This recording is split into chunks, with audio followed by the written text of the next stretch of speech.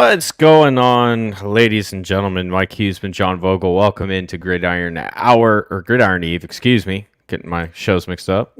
I got a Gridiron Hour I got to do on Tuesday nights here locally. But, man, what a week of college football. Mike, how are we doing? Doing well.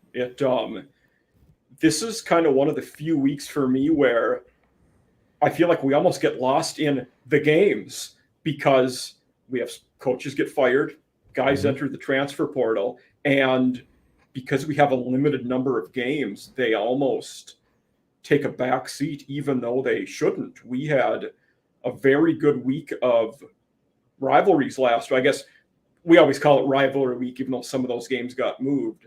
But I was fortunate last week. I went in for second week in a row, down 50, and for the first time ever, won my double challenge. Yeah. I got Kentucky plus 6.5. They played the best game they played all year.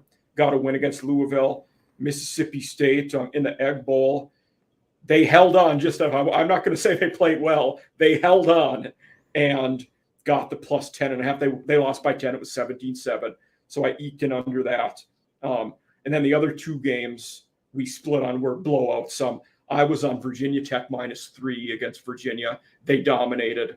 And then I was on Cincinnati plus 6.5. But you won that because Kansas just throttled them. So I gained, let's see. 20 points. Well, 15 points. Yeah, you got 20. Yeah, because you got 5 back. Yeah, I got the 5 back. Yeah. And so the score now, 90 to 125.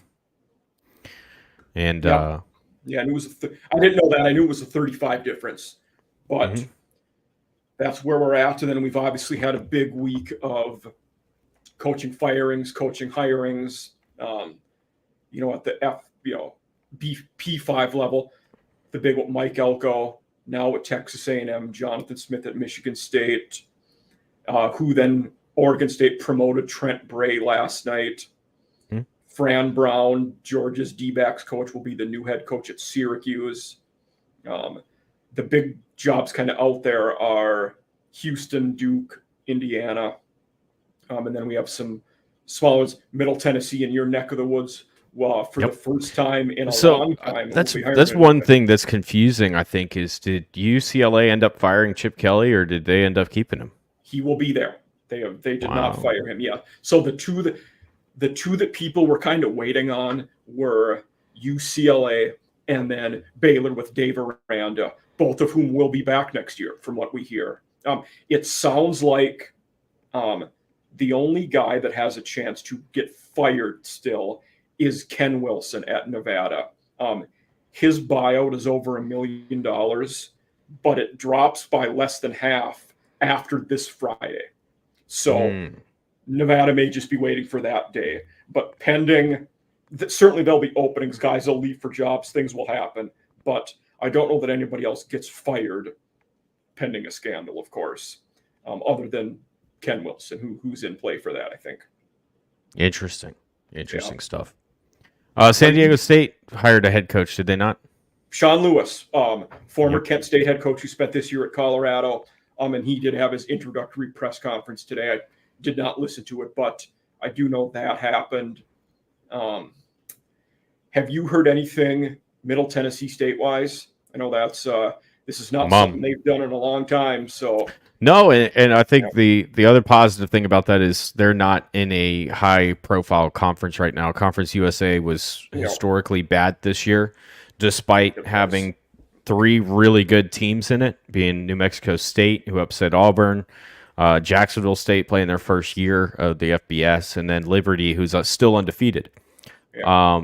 Outside of those 3 teams, I believe those are the only 3 that were bowl eligible at the end of the year. Everybody else under 500.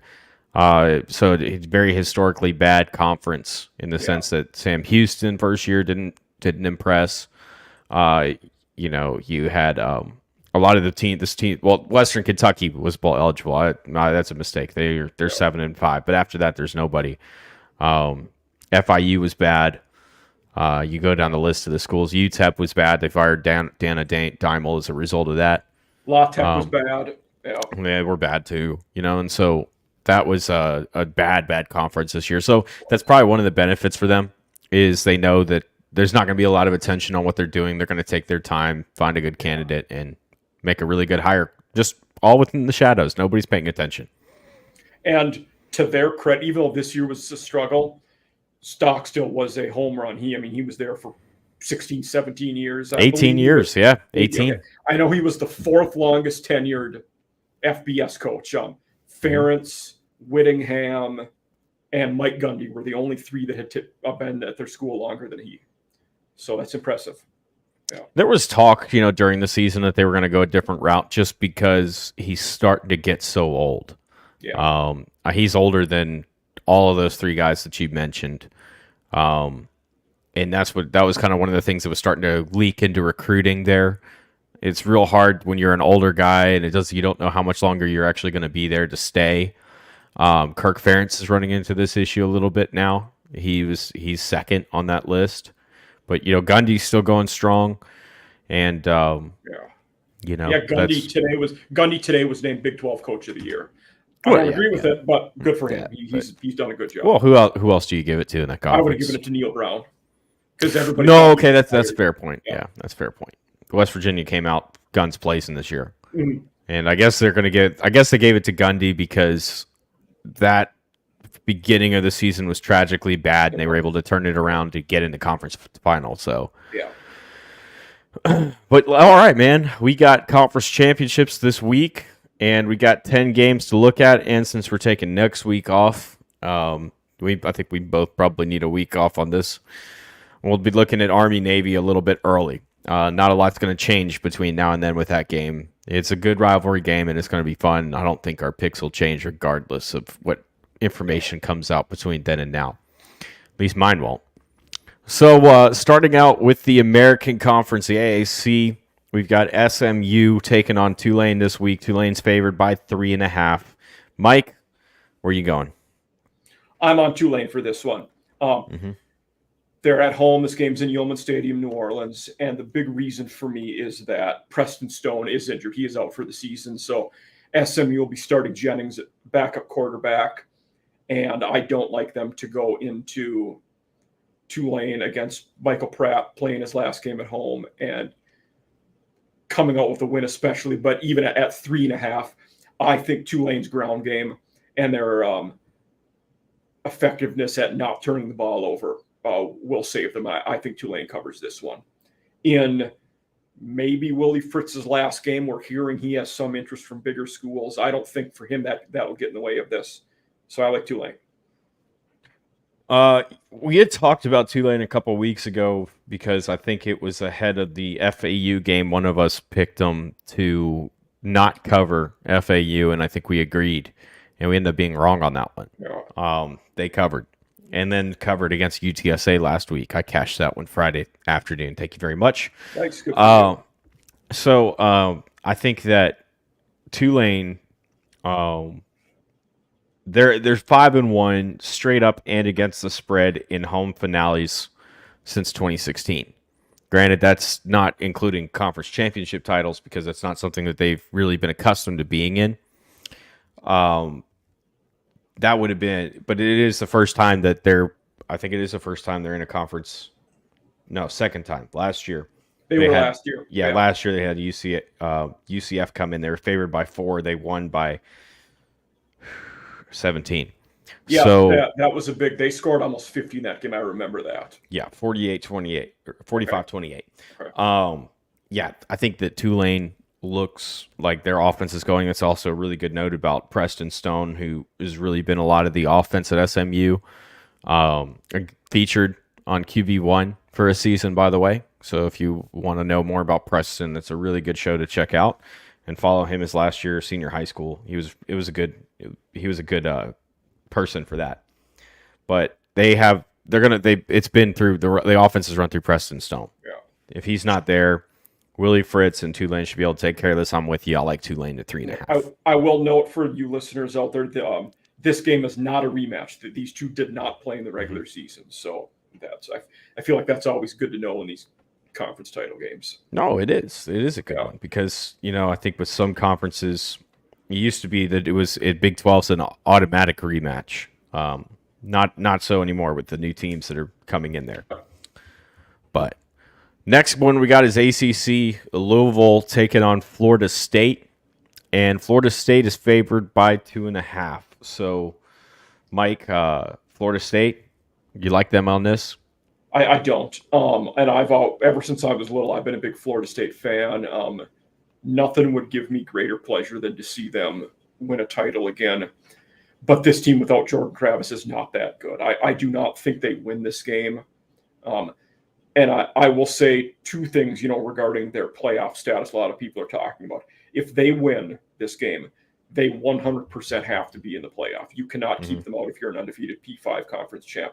However, without Travis, I will say they are not one of the 4 best teams. They're very pedestrian with Rademacher in there. They have a lot of other talented guys. It's just not going to work for them with a different QB. Their defense has been outstanding, especially in the second half of games. They've hardly allowed any second half points in the last 2 months. But I think this is a bridge too far. I think Louisville gets it done here and cashes a New Year's Six Bowl ticket. I'm there with you. I know that they lost to Kentucky by a touchdown at home last week. I think that while that is a big rivalry game and it's a hate week, that was a game that was much more personal for Kentucky than it was Louisville. Louisville already locked into this game, didn't need any help, didn't need anything to win. Now, I don't think that's why they dropped out of that game and weren't contested, or at least didn't play up to what they should have against Kentucky. I think that I just think they were looking ahead to this game a little bit. This game is considered a little bit more important. Yeah.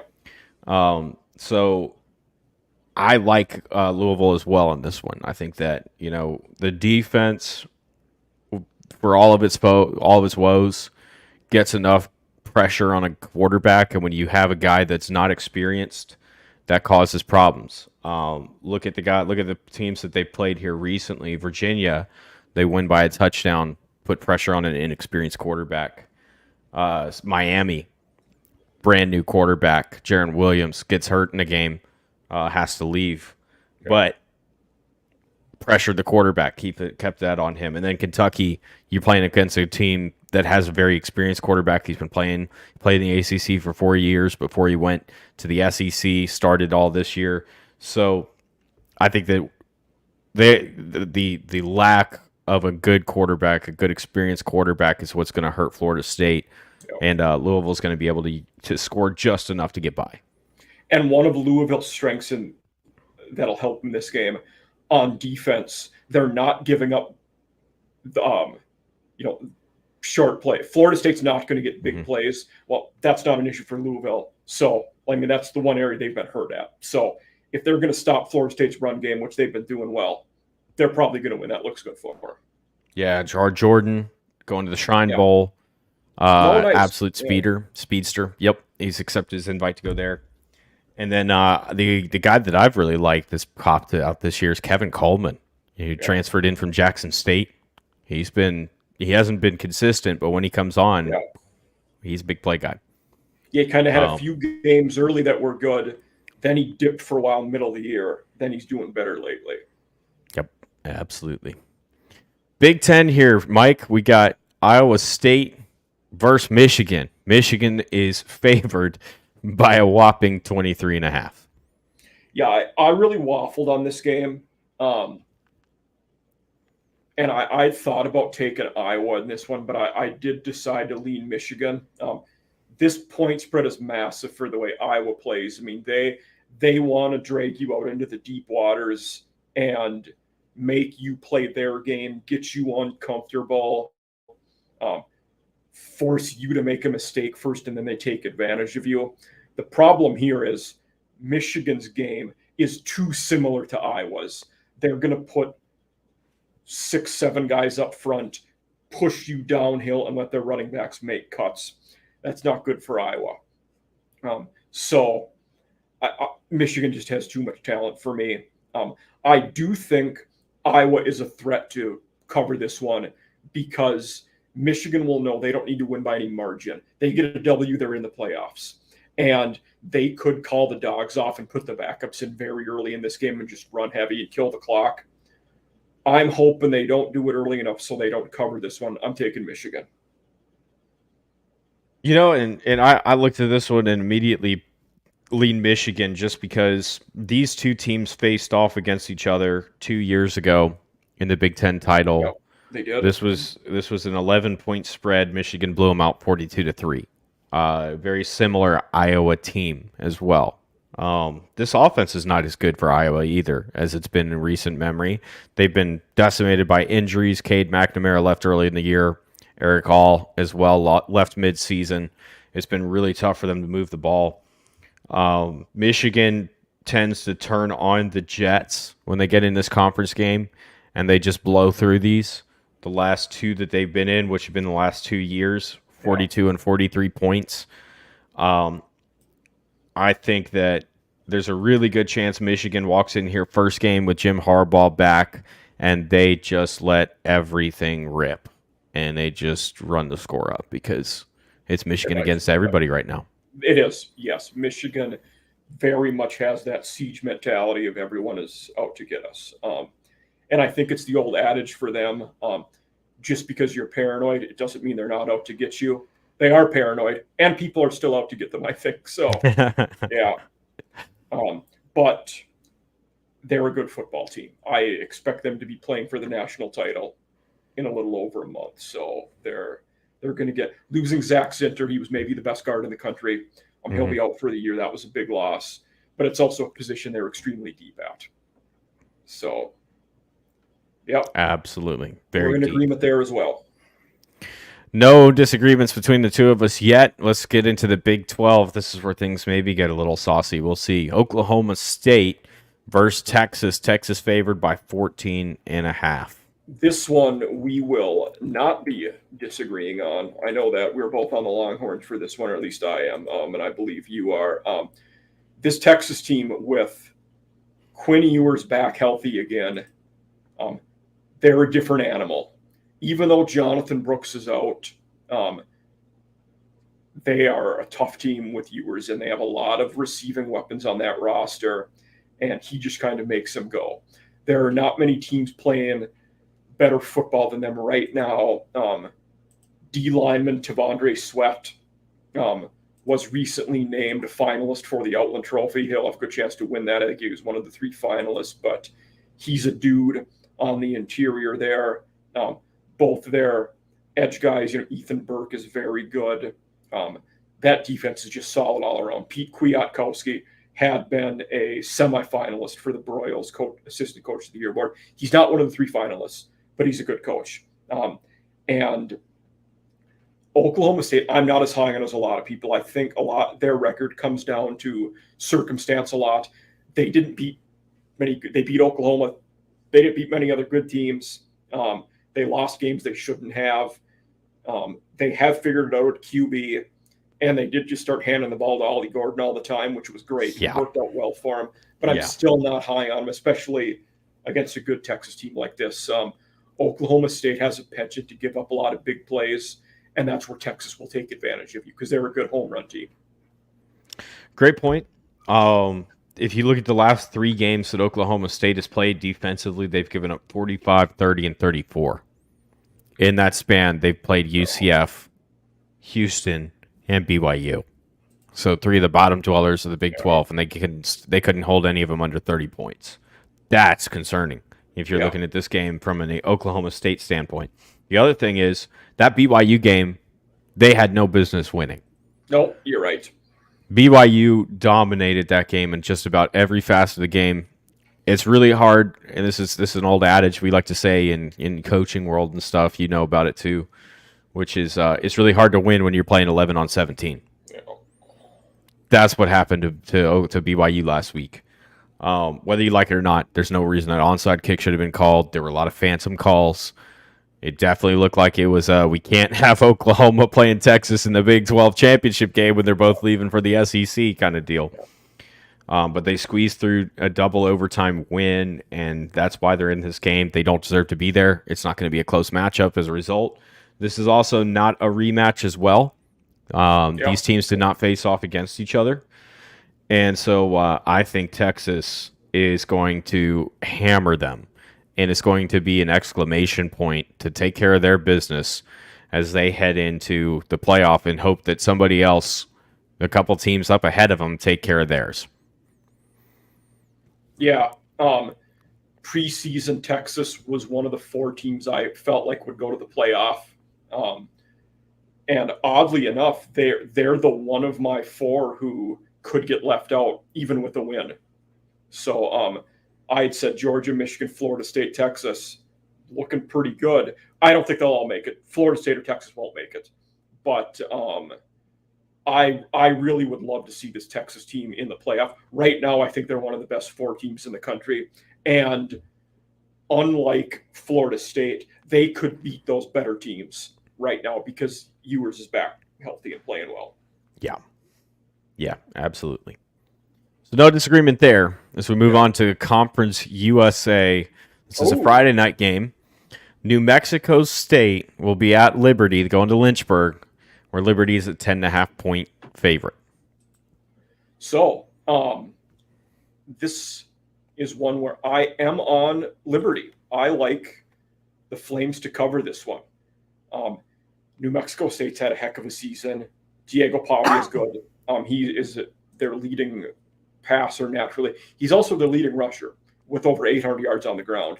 Mm-hmm. But Caden Salter is a good QB for Liberty. Quentin Cooley's a heck of a running back. He's doing really well there.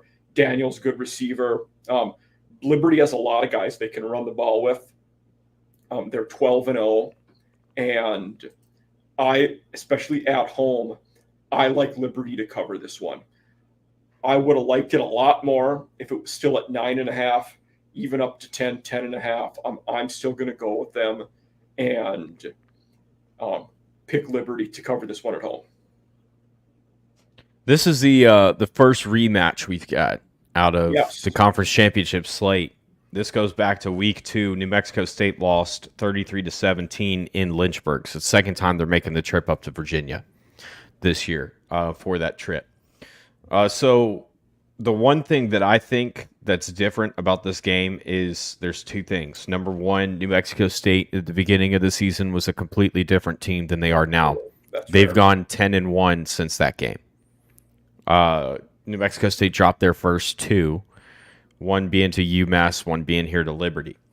So I think that New Mexico State is a completely different team right now. They're hitting all cylinders. The only loss they've had since then was on the road at Hawaii, which is not a great loss, but it is understandable. It's a very late kickoff. And it's a tough place to travel. That's a really long Very flight. Tough place. Yep, very tough place. So they've done this already once this year, making the trip.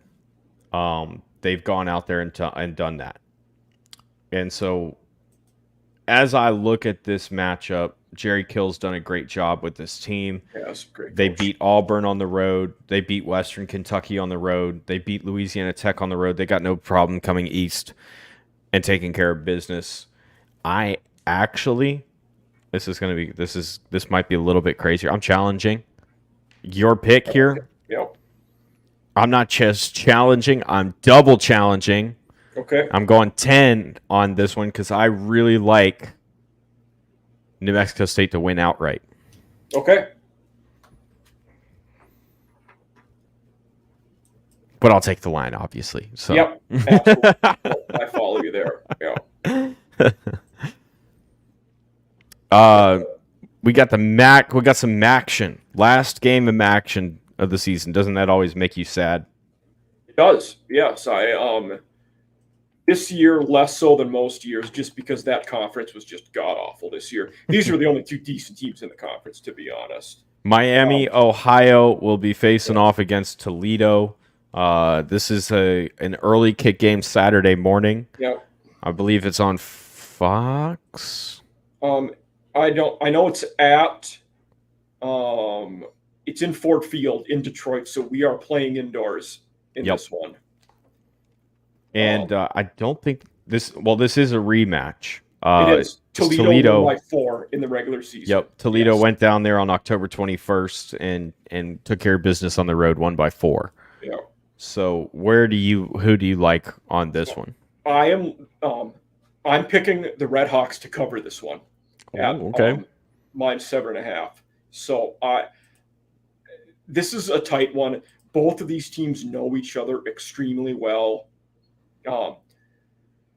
Both of these teams, I think, are pretty well coached. Their coaches have been there a long time. Jason Candle at Toledo, Chuck Martin at Miami. They've had a lot of success. Toledo undefeated in the conference. For Miami, this was their only loss in the conference. Mm-hmm. And I like Amos, Miami's running back, to have a good game here, and for them to cover this one. I don't have a lot of faith in this one, and I'll just throw that out there. Like, Toledo probably has the better talent-wise. Finn's a good QB. Both their lines are pretty salty. Toledo could beat the brakes off of them and win by 20. But the way Miami's been playing and how familiar these teams are with each other, I like the game to stay close, just in part because of that familiarity. Losing Gabbert definitely isn't great for Miami, but I'm going with them in this one. And I think that's why I'm challenging this one too. Just go ahead and get that out of the way. It's really because, first off, Toledo is 3-1 against the spread in the last 4 games. Miami is 3-1 against the spread as well. However, since losing Gabbert, they had a tight game against Ball State last week. Yeah. They were favored by 9.5. They won by 2. Just squeezed by. I think the offense, they honestly have escaped a backdoor cover against Buffalo too, as the Buffalo player fumbled at the 1-yard line. They recovered in the end zone. That prevented them from backdoor covering that game as well. Yeah. So I think Miami's kind of at that point where they're limited to what they can do offensively, and they played against a couple of the lower teams in the conference in the last couple of weeks, and they haven't been that impressive going through them. Akron even the week before. So it's been a while since they've had a really good opponent. I think that Toledo might come in here and punch them in the mouth. I like them at 7.5. Okay, that's fair. Yeah. Yeah, for me, that was another one of those where, being at a significant deficit, I need to make some plays, and Miami's one of those teams I'll roll with in that case. No, that's fair. That's fair.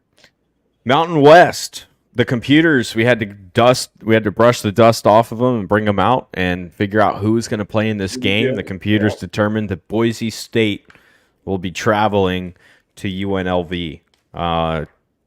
Your comments on Boise State being favored on the road 2.5? I'm surprised they are favored, considering how well this UNLV team played this year. This is another game that is not a rematch. These two teams did not play this year. And how that tiebreaker worked. So last week, San Jose went to UNLV and came out with a W. So that left UNLV, Boise, San Jose all at 6-2 in the conference. And the computers, the eventual tiebreaker, said that UNLV and Boise were the two worthy of playing in this game. So that's where we're at. I'm sure Brent Brennan is not happy at San Jose, but what can you do? And in this game, I like UNLV at home to cover this one. Barry Odom has done a fantastic job in year one. I mean, this place had been a wasteland for years. Football-wise, nobody had won there. Marcus Arroyo was awful. Tony Sanchez, awful. Bobby Houck, awful. And then Odom comes in there year one, and they're going for win number 10 this Saturday. So I I couldn't have believed it myself. Brennan Marion's there. He's the O coordinator, does the go-go offense. And his name is being thrown out for some head coaching jobs. He had been mentioned for San Diego State. He did not get that. Sean Lewis did. UTEP is another one where we are hearing Marion is a possibility. We're also hearing Odom for some bigger jobs. He'd been Mizzou's head coach before, D coordinator at Arkansas. So it looks like this year he may stick around for one more year at UNLV, but we'll have to see. But UNLV runs the ball as well as anybody. Their rushing offense it was top 3 going into last week. I didn't see where it is after last week, but it's up there. So I'm going UNLV at home to cover this one, and I think they win outright. It's really hard to see beat Boise winning this one, to me. Granted, they turned the offense around late in the year. They came up with some pretty nice wins, taking care of Wyoming. The way that they did was really impressive. San Jose as well, and Air Force. But when you look at some of these losses they've got, like Colorado State and Memphis and Fresno State. Fresno wasn't half bad. Fresno was in the running for this conference title for a while as well, but not impressive once they got into conference play. You talk about a team that fell apart at the end of the year, Fresno. Jeez, they couldn't do anything right the last month. Yeah, what they were able to do right was beat Boise. So that's their last win. Yes. it's like I like, for all the reasons that you mentioned about UNLV, they are a totally different team right now. They're scoring 30 points a game, a lot of times hitting into the 40s. They're taking care of business against good teams, Wyoming, Air Force. Yeah, it's funny. Interesting about, I don't want to dog on Fresno anymore. Their last 2 wins were against these 2 teams. UNLV and Boise. Back when they were playing well and they were healthy. Yeah. So I like UNLV to cover as well. I think UNLV wins this one outright. I'm really surprised to see Boise's favored. I'm not sure what the odds makers know that I don't. Ashton Jeanty's playing well, and I guess Talon Green is back in at QB after Maddox Matson got hurt. I don't know, maybe they see something there. Doesn't move the needle for me at all. Not in this matchup. And that's been part of it, is the defense has played extremely well for UNLV. So it has, yeah. Yeah, I like UNLV winning this one. Pac-12, baby, last Pac-12 championship. Isn't that crazy? It is. I'm sad about it myself. And Oregon is favored to beat undefeated Washington by 9.5. Yeah, this is a tough one for me. That under a normal week, I would have stayed 1,000 miles away from this game. I hate the spread. And I am compelled to pick it because we're picking all the games. I'm going to go with Washington just because you're giving me so many points. Washington beat them in the regular season. I think, Oregon should be favored now. They probably win. But at this massive spread, I have no faith in either team. Let me rephrase it. I don't have a conviction that either team covers this enough to pick it. So I'm going to take the points in that case with Washington. And I know that Washington has really struggled here late in the year, just kind of crossing the finish line, not really dominating. And it really all goes back to that Oregon game when things started to kind of get unshaky for them in these matchups. 15-7 win over Arizona State. No business at home. No business letting Arizona State stay in that game. That's a 3-9 football team. Stanford kept it to single digits. USC was an impressive win, but USC was fighting until the very end on that one too. Utah by a touchdown. Oregon State by 2. Thank God for the defense.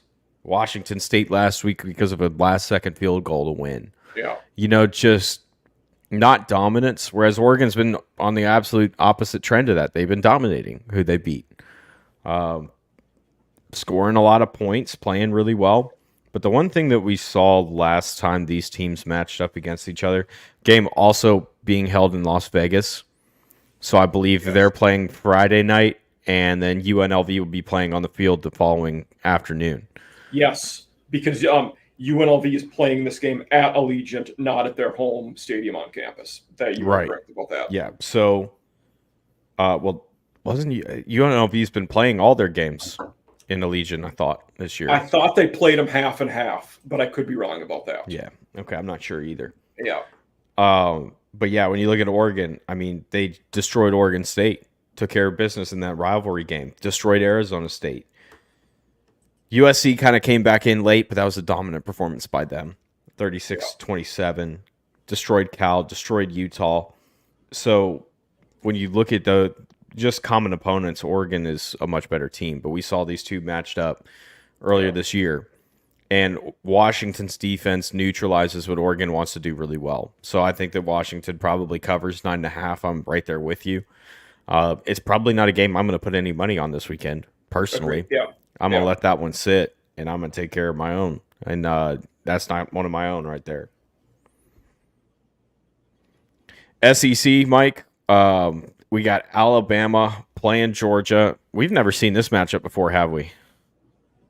It's funny you say that. I can't think of a time where we've had this much of a gap in between them meeting. Georgia is favored by 6. Yeah. So let's go ahead and get into this one a little bit. Who do you like on Alabama, Georgia? This is another one I probably would have stayed away from normally. This spread is probably right where it should be. I am going to take Georgia. And I'll explain, my thought process has changed a little bit. I remember you and I talked about it, maybe it was 3 weeks ago, maybe. And I said at that time, Alabama, Oregon were the two best teams in the country. They were both really hot. I've cooled on Bama a little bit since then. They've not impressed as much lately as I thought they would. They were fortunate to beat Auburn last week. Everybody knows, how that game went down. They took care of Kentucky. The LSU game, they were the better team in that one. But Georgia has really turned it on the last few weeks. They've looked better the last month than they have all year. And I think they're a team who is trending at the right time. Bowers is back. Everybody seems to know what they're doing. They beat Mizzou in a relatively tight game, but they were better. Then since then, they dominated Ole Miss. They dominated Tennessee. Georgia Tech was a classic letdown spot for them. They did win by 8 only, but they were in charge of that game for the vast majority of it. I think they will be able to game plan Alabama so that Jalen Miller will not be as effective as he has been. They'll force him to beat them making throws he's not great at. I don't think they'll let him win with his legs. And I like Georgia to win by a touchdown. There's one thing I think we like to discuss on this show, at least I do, and it's parallels. The reason I'm bringing up parallels right now is because the last time these two teams played each other for the conference title was in 2021. It was, yes. In that game, Georgia was ranked number 1. They were favored to win by 6 points.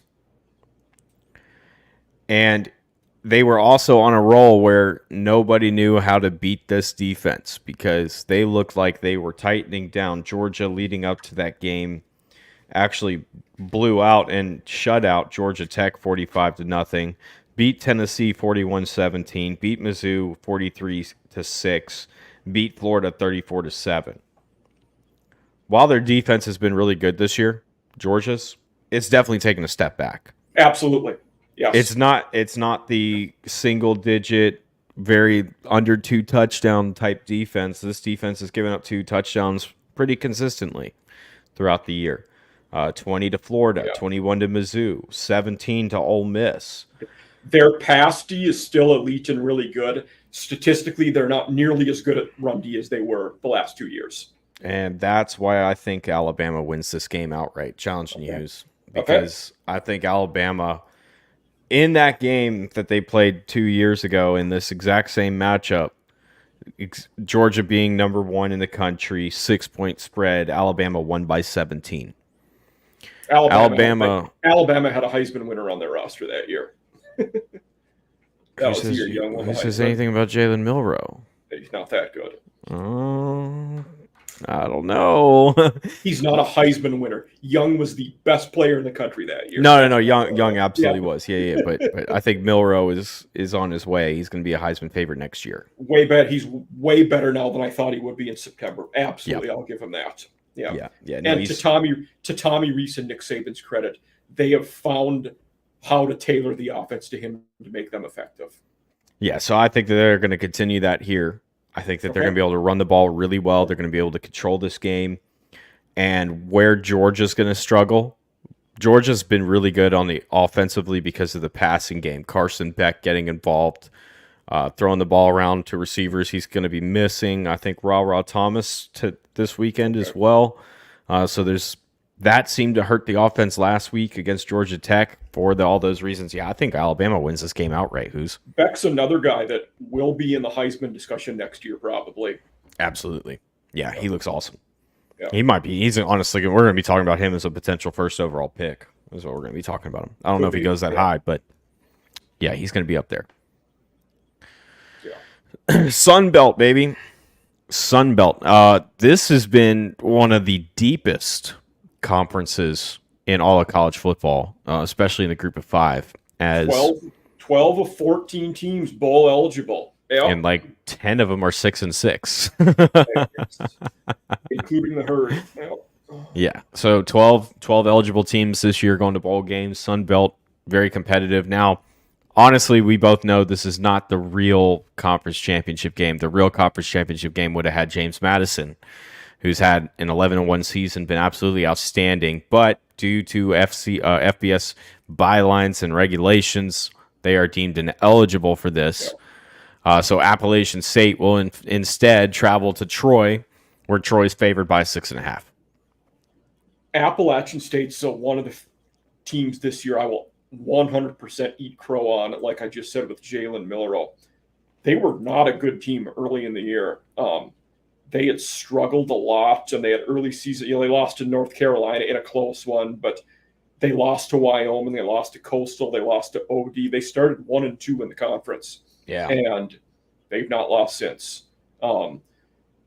They are doing good things. Sean Clark probably saved his job by how they played later in the year. Aguilar has been a good QB lately. They're both running and throwing the ball effectively. They're not turning it over. And defensively, they are doing good things as well. Mm-hmm. So all the credit to Appalachian State. They have done a good job to get themselves to second place in that division. They are in the division with James Madison, where all 7 of the teams in that division are bowl eligible, oddly enough. And as you jokingly said, 4 of the 7 are 6-6. So, yeah. But Troy is a different animal for the G5. I've said a few times, you've agreed with me, defensively, you will not find a better G5 team in the country. Yep. John Sumrall is doing a great job as a coach. He will be a P5 coach before too long, especially if Mark Stoops takes another job. He'd been the D coordinator at Kentucky before. I think he gets that one if it comes open. Linebacker Kentucky, too, back in the day. So, yes. Didn't he have a big play against the Florida quarterback at the time, Rex Grossman? Wasn't that something that happened? There's a claim to fame. They would be about the same age, so that would I think that would make a lot of sense. I'm not recalling it, but that time-wise, that definitely would line up. But Sumrall's doing a heck of a job there, and on offense, they're good. Kamani Vidal is a heck of a running back. And they're doing enough in every game to win. And you look at a lot of their conference games, they have not been one possession games. They're beating teams by multiple scores, excuse me. This game is not a rematch. They've not played. Troy's last loss was September 16th to James Madison. They lost by 2, and then they lost to Kansas State before that. I like Troy in this one to win by a touchdown at least. Go Trojans. They're a fun team to watch, and I have a lot of faith in them. Out of all the games we've talked about this weekend, I probably have the most faith in this one on the side I'm on, and that's Troy to cover this. The last time these two teams played, college football game day was in Appy State. Nice. Great stat. I would never have known that. Mm-hmm. It was last year, actually, believe it or not. Oh, was it the game after Appalachian State beat A&M, or was it? Yes. Or that might have been the year before. Okay. Yes, it was. Okay. And Troy lost on a game-winning Hail Mary pass. Yes, I recall that now. Yep. College football game day was there that day. Yep. So that's the last time these two teams played, and I think that it's easy. It can be said that these two teams have a healthy disrespect for each other. They don't like each other. This is, they played right before this last year too. Appalachian State blew them out. Appalachian State actually kind of controlled the series for the most part up until recently. But Troy's defense, like you said, is playing at another level right now. This line is at 6.5. Do you know when the last time an opponent came within 6.5 of Troy? I have their schedule up, so I don't September know. 23rd. I saw you cheating. September 23rd against Western Kentucky. Yeah. That's the last time anybody's been within 6 points of this team. That's how dominant they've been. 28-7 over Georgia State, 37-3 over Arkansas State, 19-0 against Army, 31-13 against Texas State, 28-10 against South Alabama. I mean, the list continues on. The closest anybody got was 7 points, Louisiana, a couple weeks ago, and in a tragically terrible game for Troy. Yeah. But I don't think we're going to see that. I think that they're going to come out here and take care of business. I think that conference titles looks great for them. They want to go play in a bigger bowl game than they're accustomed to playing in. They have a really good shot at it too, especially if New Mexico State loses again, which they very well may to Liberty, even though I don't think so. You think they will. But so Troy, I like them winning, and I like them taking care of what they got to do, and I like them covering 6.5. Yeah, it's probably going to be Troy or... Will Tulane get the New Year's 6 spot for the G5 probably? Tulane's expected to get it. Yep. Yeah. So you'll have Liberty, New Mexico State, and I don't know if record's going to factor into James Madison or not because they're 11-1, but they're taking a 6-6 team spot. Yeah. So, but between those, from what I've heard, is going back to CUSA, they'll probably take one of those spots because hardly any of those teams are bowl eligible. Yeah.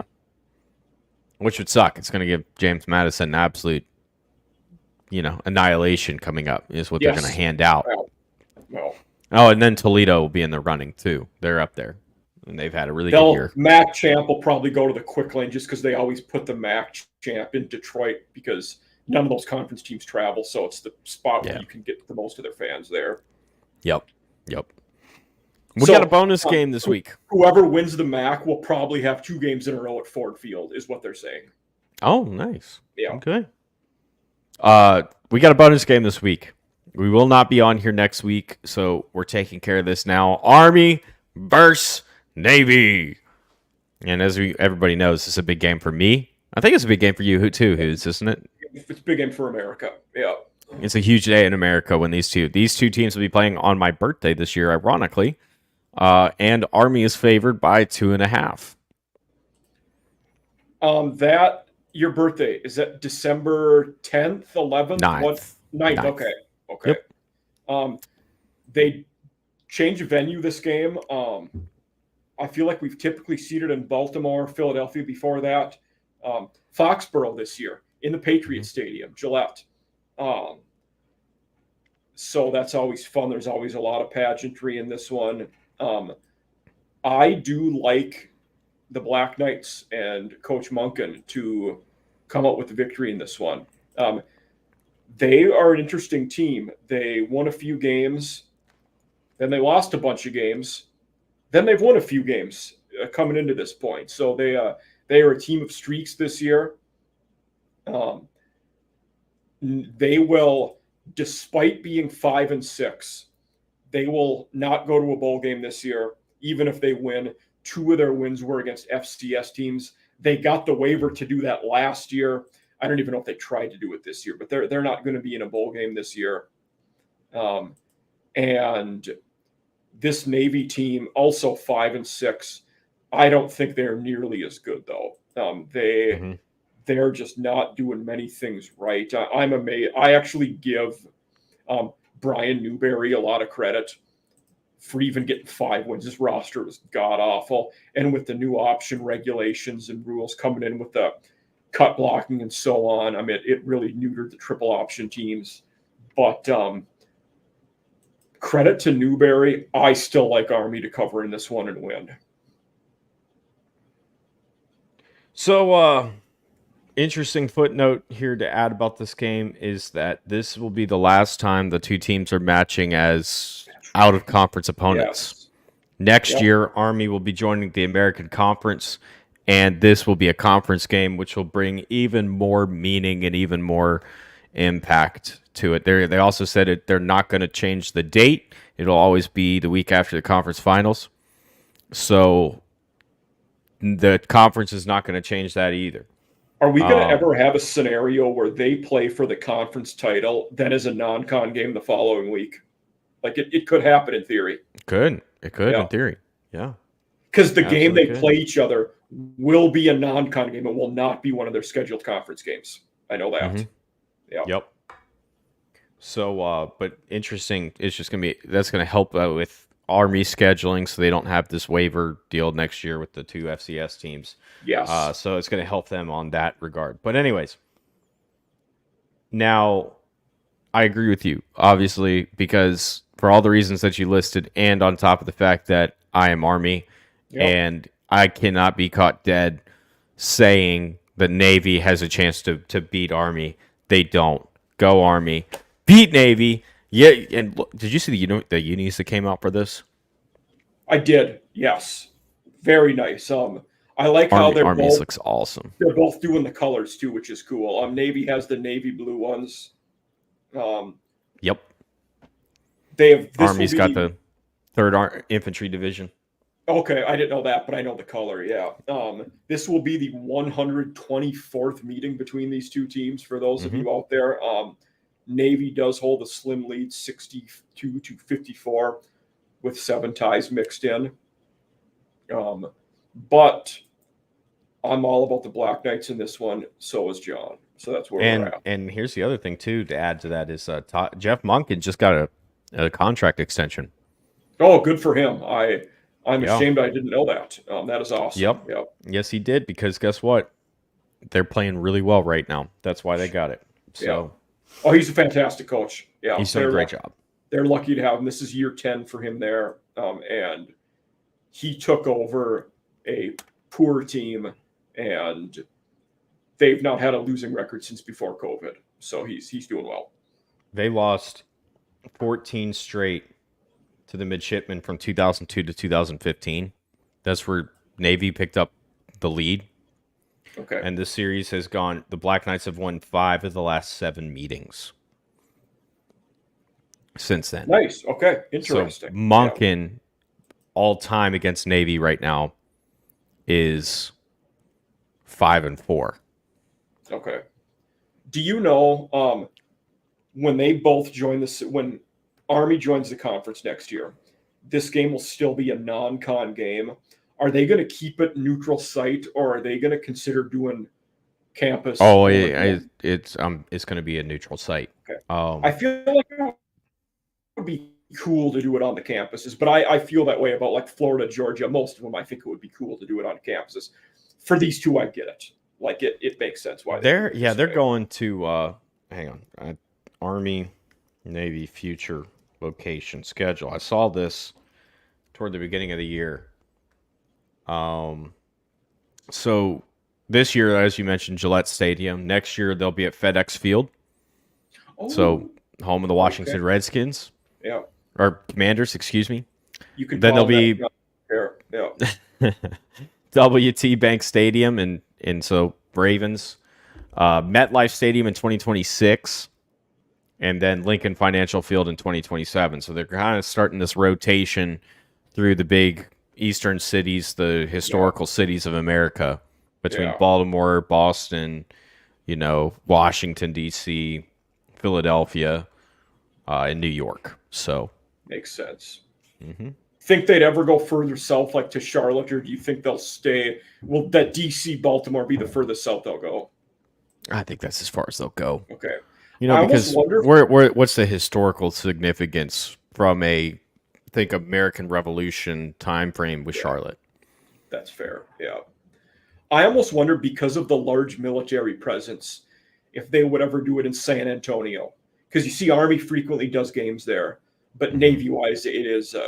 Um, you'd almost have to say, well, Navy will let you play this one in San Diego if we're gonna do Yeah, that. exactly. So, That's what I was about to yeah, bring up. Was well, if you do yeah, that, let's play one in San Diego. exactly. you know, Yeah. so um, Heisman, as we always like to get into at the end of the show, and this will be the last time that you got a chance to discuss it before the Heisman comes out, which will be on December 9th. Um, what do you think? Where are we sitting with the Heisman right now? We're still at three guys. We had said this last week. We're down to three. They are Daniels, Nix, Penix, Mhm. and big opportunity Friday night in that Pac-12 game for Nix or Penix to put their stamp on it. If one of those guys dominates and their team wins, they probably win the award. Daniels is going to be in it. Daniels will get a lot of the Southeast regional votes. Um, that's the nature of the beast in this. He will be greatly benefited by that and the potential of those other two to steal votes from each other on the West Coast. So right now, I don't feel comfortable making.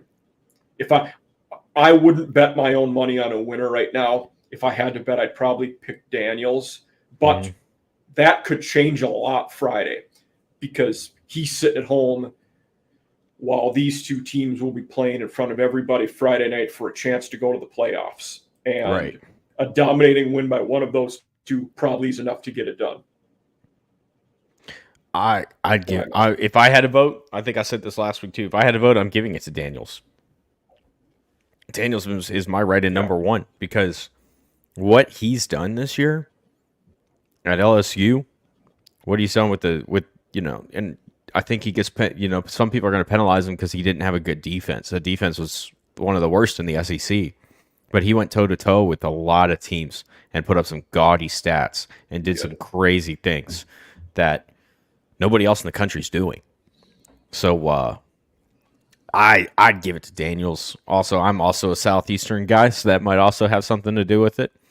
It brings up a good analogy. I've talked about this a few times the last couple of weeks. If Daniels doesn't win, has the Heisman become too similar to the NFL MVP, where it's basically limited to a QB on a team that can win a title? Because that's more or less what the NFL MVP's at now. Is the Heisman that if Daniels doesn't win? I'm not saying it is. I'm saying it's a discussion to have. It And is. It'd be an interesting one. And should it be that way? I don't know the answer to that either. So Got a couple weeks to stew on it. Does a fourth? I don't know if a fourth candidate even gets invited. Like I don't know if a fourth guy will even get enough votes or points to make it there. Right. And even who that would be. So maybe it'd probably be McCarthy, because I don't know if too many people might knock Travis for getting hurt. Mm-hmm. So yeah, I don't, and I don't know that it would be Harrison either. just because he had a few down games, got dinged up in the Notre Dame game, didn't play a ton. But we're also dealing regionally there with the Big Ten voting block that has no serious candidates. So one of their guys may get some points by that regional bias, similar to how we talked about with Daniels, where we have the other two stealing points from each other. Yeah, absolutely. Yeah. Very fair. Well, who's got anything else you want to get into before we wrap this up? No, I think I'm good. Look forward to seeing all of you during bowl season as we move along, and that's where I'm at. Yeah. Fantastic. Bowl season coming up, conference championships to get through first, and the Army-Navy next week as well. So we're going to take a week off. We'll be back in 2 weeks as Bowl Mania gets ready to get ratcheted up and rolling. He's Mike Huseman. I'm John Vogel. We'll be back at it here in just a couple of weeks on Gridiron Eve.